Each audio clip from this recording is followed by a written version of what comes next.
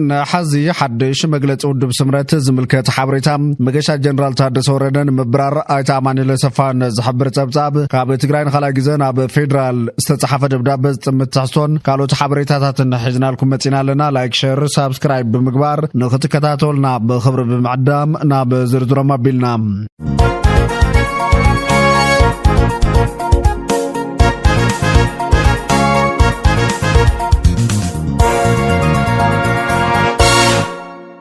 حدش استمسرته ودب سمرت بسم محضر جنرال تادس وردم حبيرنا مسرح كم زوسنه تغليصوم وانا بيت صحفت ما بكتما مقله كم زخونه تودب افليطولم غازيطاو مغلص ودب ديمقراسياو سمرت تግራይ سمرت لو معلت 23 غومبت 2017 عام تمرت قدم قطر علو سرح مجمار بمبسار ناي قصال مرباتن كالوت بزعبا تودب زملكو تحافشاو مبرهتاتنا ملكيتم اب كتما اديس ابا هوتيل شراتن ميدياتات غازيطاو مغلص هيولم غازيطاو مغلص زهاب ابال ودابي كوميتن متحابر كوميتي ميديا اند كوميونيكيشن نتودب زخونه ايتردا حلفم ودب سمرت ودعو كنتات تግራይ ኢትዮጵያ زوبان عالمنا نغنازيبم اب تግራይ تفطيرو زلو بوليتيكاو قلوبلاو مفتاح بزخلن زلق سلام حزب تግራይ نمغاد كمسرح زبرهن تخون زاغيد بروجرام حجرن بن كالو تحغستي سنداتن تداليوم بابال دغفتن قدسات مهرات تغارون ريتو توهبوم اب زغصل حدورحن فرقان اب زولو غزاوشتم مسرات غبايا بتግራይ ከተማ مغلكم سالت غليصلام كابزو توسخوانا بيت صحفت ودب سمرت اب تግራይ ከተማ مغلكم زخونن كاب سوني علت 25 غوبت 2017 عام تمرت جمير دما بملا تግራይ كاب كلل كساب طابع ودباو محاور بمزرغاح ململان مزغبان ابالات كم زجمرنا حبيرلام اي تردا حلفو ما بمغلص ودب سمرت وعلى بريترا بمولنت كفصمن زلقرب حتا تግራይ نمرغغاصن مسغزاو ممحدار تግራይ فيدرال منغسي بوليتيكاو دبا تግራይ محبرسب عالمن حبيرو كمسرح رغاغيصلام اي تردا حلفو موسخو دمحلو كنتات تግራይ اتودب نمسرات مخنات كم زخونم اتخلل بسنه سلام صگمات سناي ممحدارن كالوت صگماتن يفتن كم زولون تزاري ولام ስለዝኾነ ንትግራይ ብዝተፈላለየ መንገዲ ሙሳድ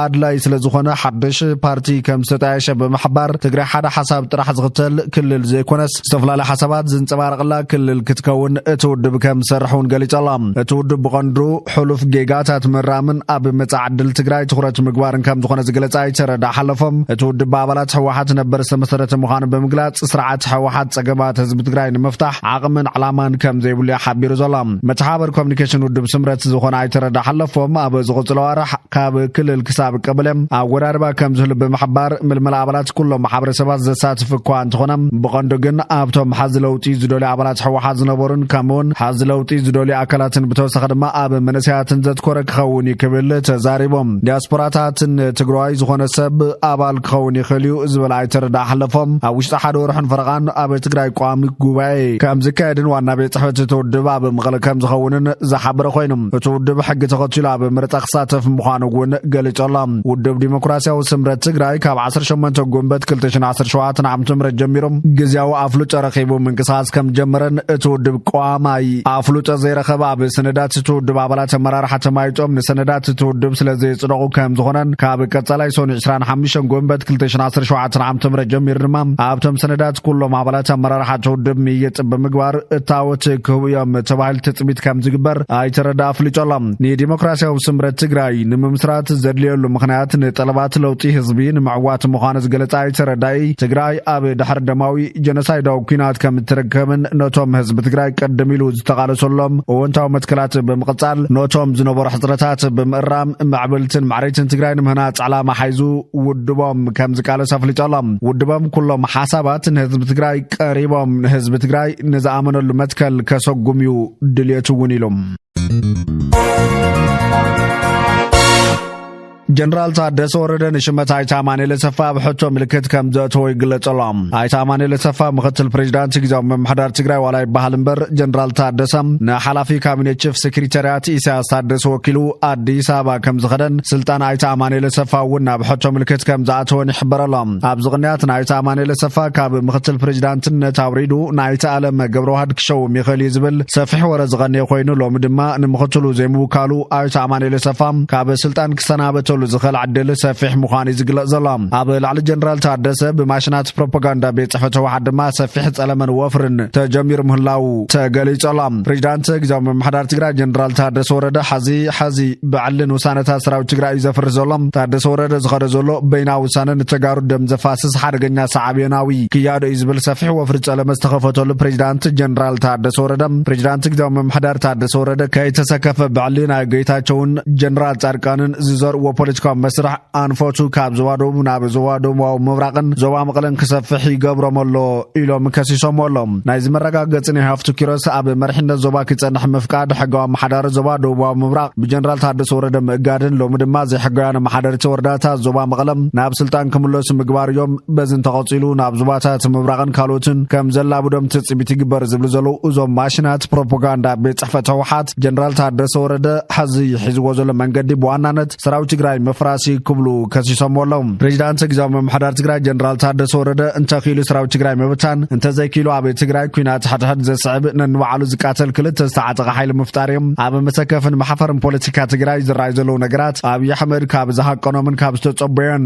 ንላዕሊ ብብዙሕ ቅልጣፈ ይንህረሎም ሰራዊት ትግራይን ውድብ ህወሓትን ነዚ ኩነታት ከመይ የስተብህልዎ ከም ዘለው ሕቶ ዘልዕሊ ክብሉ እዮም ፕሮፓጋንዶም ዝነፍሖ ዘሎም ነፂዕ ድማ ጀነራል ታደሰ ወረደ ብውክልና ህወሓት እዩ ተሸይሙ ክብሉ ጸንሑ እንዳ ቤት ጽሕፈት ህወሓት ሓዝዕጫ ኣይተጌታቸው ረዳ ንምብጻሕ ዝሓስቡ ይመስሉ ሰፊሕ ወረ ኣብ ላዕሊ ፕሬዚዳንት ጀነራል ታደሰ ወረደ ጀሚሮም ኣሎም ስደት መናእሰይ ኣብ ዘተሓሳስብ ብርኪ በጽሐሎ ክብል ቢሮ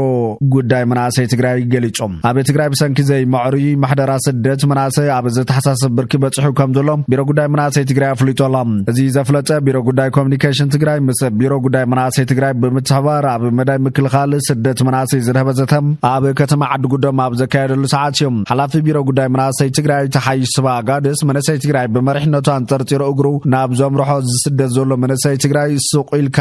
መርኣይ ሓላፍነት ዝጎደሎ ኣካይዳ ከም ዝኾነ ብምርዳእ ብስደት ሳቐዘሎ መንእሰይ ድማ ኣብ ዓዲ ሰርሑ ዝበልዕሉ ጡጡሕ ባይታ ምፍጣር ግደ መሪሕነት ምዃኑ ረድየሎም ዘሎ ውሽጣዊ ጸገማት ብዘይወዓል ሕደር ብዝተዋደደ መንገዲ ብምፍታሽ ዘላቒ መፍትሒ ከመጠሉ ይግባእ ድማ ኢሎም ምክትል ሓላፊ ቢሮ ጉዳያት ኮሙኒኬሽን ትግራይ ዶክተር ገብሩ ካሕሳይ ብወገኑ ዓላማቲ ዘተሳተፍቲ ኣካላት ዘሎ ጸገም ብምርዳእ ኣብ ምቕራፍ ፍልሰት መናእሰይ ሓላፍነት ብምውሳድን ተናቢብካን መስራሕን ከም ዝኾነ ሓቢሮም ስደት መናእሰይ መንግስትና ብያተ ዕዮታት ጥራሕ ዝግደፍ ከም ዘይኮነ ዝሓበረ ዶክተር ገብሩ ዘመንግስታዊ ኣካላትን ብዋናነት ድማ ሕብረተሰብ በዓሉ ሓደጋነት ስደት መናእሰይ ብምርዳእ ደቁ ካብ ዘይሕጋዊ ስደት ክከላኸል ከም ዝግባእ ኣረድዮሎ ከም ሓበሬታ ቢሮ ጉዳያት ኮሙኒኬሽን ትግራይ እዚ ከምዚ ኢሉ ንሃሎ ኤጀንሲ ንግድን ሰደድን ትግራይ ብዛዕባ እተን ናብ ትግራይ ከይኣትዋ ተኸልኪለን ዘሎ ዓበይቲ ተሽከርከርቲ መኻይንን መበል ካልኣይ ግዜ ናብ ፌደራል መንግስቲ ደብዳቤ ልኢኹም እቲ ቢሮ ኣብ ዝለኣኾ ደብዳቤ ሕዚ እውን መብርሂ ክወሃቦን እቲ ክልከላ ደው ክብልን ሓቲቶሎም ናብ ትግራይ ዝጓዓዛ ዝነበራ ሸቐጣሸቐጥ ጻዕና ዓበይቲ መኻይን ናብ ክልል ዓፋር ተዓጊተን ናብ ትግራይ ከይኣትዋ ካብ ዝኽልከላ ድሮሻም ናይ መዓልተን በጽሒ ምህላው ተገሊጾም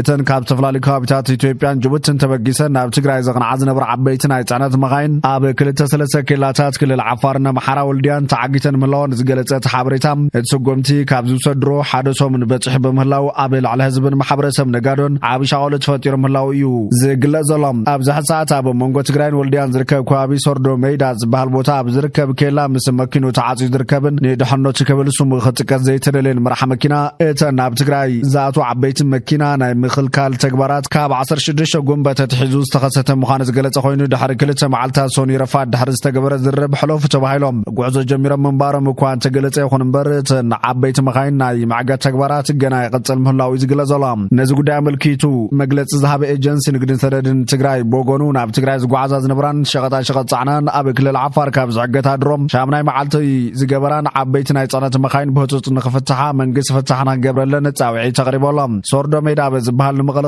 ዝግንጸል ከባቢ ሸቐጣሸቐጥ ጻዕና ብዙሓት ዓበይቲ ኣይሱዙን መኻይንን ምስ ተሰሓብተን ጠጠው ኢለን ከም ዘለዋ ዝገለጸት ኤጀንሲ ይኹን እምበር ምኽንያት መእሰሪአንን ንጹር ከም ዘይኮነን ዝኾነ ይኹን ፍትሓ ክርከቦ ከም ዘይተኻእለን የረድዩ ዘሎ ዳርጋ ኩለን እተን ተሽከርከርቲ ሕጋውያን ምዃነን ዝገልጽ ሰነድ ከም ዘለወንን ምኽንያት ትኽልከላ እውን ብወግዒ ከም ዘይተገለጸለንን ኣብ ሓበሬቱ ዝጠቐሰ እቲ ኤጀንሲ መራሕትናይተን ተዓጊተን ዘለዋ መኻይን ነቶም ደው ንኽብላ ዝኣዘዙ ኣባላት ፖሊስን ጸጥታን ቀሪቦም ከዘራርብዎም ኣብ ዝፈተነሉ እዋን ንሳቶም ንበዓልቶም እውን ምኽንያት መእሰሪን እንታይ ምዃኑ ኣፍልጦ ከም ዘይብሎም ከም ዝገለጹሎም እውን እዩ ገሊጹ ዘሎ። ኤጀንሲ ንግድን ሰነድን ግዜያዊ ምምሕዳር ትግራይ ናብ ሚኒስተር ዞባዊ ምትእስሳራትን ሚኒስተር ንግድን ኣብ ጽሓፈ ደብዳበ ብዛዕባ እገዳትን ዓበይቲ መኻይን መብርህ ክወሃብ ሓቲቱ ምህላው ኣብቲ ሓበሬታ ዝተገለጸ ኮይኑ ይኹን እምበር ፍትሕ ገና ከም ዘይተረኸበ እዩ ተገሊጹ ዘሎ። የሽፈሮች አንደበት ብዝብል ስም ዝፍለጥ ናይ ፌስቡክ ገጽ ብወገኑ ብዛዕባ ተጋጢሙ ዘሎ ክስተት ተመልኪቱ ምስለ ሰኒዩ ደጋጊሙ ጽሓፈ ኮይኑ እቲ ኣብ ላዕሊ ዜጋታት ዝፍጸም ዘሎ ተግባር ብመንጽር ሕግን ሞራልን ተቐባልነት የብሉን ክብል ተቃውሞ ገሊጹ ዘሎ። ብዛዕባ እቲ ተኸሲቱ ዘሎ እግድ ዓበይቲ መኻይን መልኪቱ ካብ መንግስቲ ፌደራል ኮነ ካብ መንግስቲ ክልል ዓፋር ዝተዋሃበ መብርህ የለን ዝበለት መግለጺ ኣብ ዕዳጋታት ትግራይ ቀውሲ ከይፍጠር ተፈሪሑ ምህላው እውን ይግለጸሎም። ትራምፕ ንፑቲን አጸንቀው ፕሬዚዳንት አሜሪካ ትራምፕ መራሒ ሩስያ ቭላዲሚር ፑቲን ኣብ ዩክሬን ዝካየድ ዘሎ ኩናት ብህፁፅ ደው ንኸብሎም ናይ ክልተ ሰሙን ገደብ ግዜ ከም ዝሃበ ተፈሊጡ ዘሎ። ሩስያ ብላዕሊ ዩክሬን ክትፍጽሞ ጸንሓት መጥቃዕታ ብዝሓለፉ መዓልታት ብዝሓየለ መልክዑ ትቕጽሎ ምህላዋ ዝፍለጥ ኮይኑ ፑቲን ኩናት ዩክሬን ደው ንኽብል ድላይ ኣለዎ ድዩ ዝብል ሕቶ ዘቐረበሉ ትራምፕ ብዛዕባ ድላይ ፑቲን ክነግረኩም ኣይክእልን እየ ድሕሪ ክልተ ሰሙን ግን ክትፈልጡ ኢኹም ብምባል ንፑቲን ናይ ክልተ ሰሙናት ዕድል ሂብዎ ምህላው እዩ ገሊጹ ዘሎ። ትራምፕ ካብ حلف حدث معلتا جميرة بلعلو روسيا ومزون فلاديمير بوتين ترير نقفيتا كسمع متنحو زفلت كوين بفلاي بز حلف سنب جمير بوتين فتم عبود مخانن بحاوي تاوت مهلاون اب محاورة مرخبتات كتصحف مجمارو قالات ترامب نتي اب قدا يوكرين تبقيتو صنحت تصفى ذهب ناي سلام كنوتات فرخ ركابو ايخلن ابزبل مدمدم تام زوسد مخانيوم بزحات زسمعمم روسيا كاب ز حلف سومنات تحزاب لعلي يوكرين تكايدو زلا دبداب نفرتي اب ز حلف 4 عامታት ካብ ዝተራየ መጥቃዕቲ ዝኸፈ ከም ዝኾነ ዝተገለጸ ኮይኑ ሓይሊ ኣየር ሩስያ ብዝሓለፈ መዓልታት ኣብ ርእሰ ከተማ ኬቭ ብዘካየደ መጥቃዕቲ 13 ዩክሬናውያን ከም ዝሞቱን ህጻናት ዝርከብዎም ብርክት ዝበሉ ዜጋታት እውን ብኸቢድ ተወቂዖም ምህላዎም እዩ ዝንገር ዘሎ። ኣብ ቃላቱ ዝቐጽል ክልተ ሰሙናት ቭላዲሚር ፑቲን ምሳና ይስማዕማዕ ድዩ ዋላ ሰይስማዕማዕን ንዝብል ሕቶ መልሲ ክረኽበሉ ኢና ዝበለ ፕሬዚዳንት ትራምፕ ኣሜሪካ ብመርገጺ ቭላዲሚር ፑቲን ትዕግስታት ጽንቀቕ ምህላዋን ዝተበገሰ ናይ ሰላም መንገዲ እውን ትርጉም ናብ ዘይብሉ ኩነታት የምርሕ ምህላውን እዩ ኣሚቱ ዘሎ። ምስ ትራምፕ ናይ ክልተ ሰዓታት ርክብ ቴሌፎን ዘካየደ ቭላዲሚር ፑቲን ንሰላም ቀርብ ምህላው ገሊጹ ከበቃ ኣብ ናይ መዓልታት ፍልልያ ብላዕሊ ዩክሬን መጥቃዕቲ ነፈርቲ ምፍጻሙ ንትራምፕ ኣዝዩ ከም ዘቆጭዖ ማዕኸናት ዜና ሃገር ክገልጻ ምቕናየን ዝፍለጥ ኮይኑ ዩክሬን ብወገና ኣሜሪካ ትኸዶ ዘላ ክያዶ ሩስያ ዝያዳ ንኽትዳሎ ዕድል ዝህብ ብምባል ቅሬታ ተሰምዕ ምህላዋ እዩ ዝንገር ዘሎ።